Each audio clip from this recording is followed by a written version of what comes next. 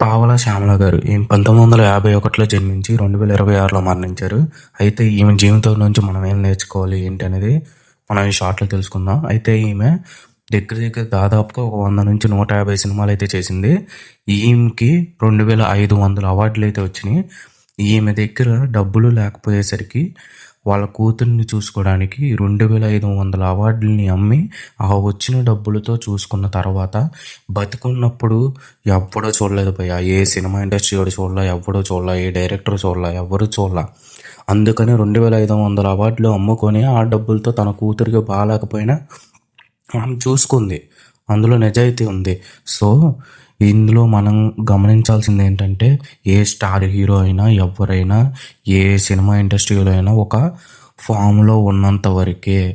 ఒకసారి ఫామ్ పోయాక ఎవ్వరూ చూడరు.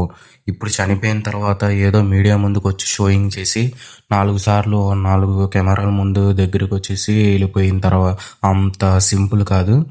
ఏదో ఇప్పుడు ఆమె చనిపోయింది కాబట్టి మహా అయితే వాళ్ళ కూతురికి ఏదో కొంచెం డబ్బులు ఇచ్చి ఉన్నారు కానీ ఆమె బతుకున్నప్పుడు మాత్రం ఒక్కళ్ళు కూడా చూడలేదు భయ్యా.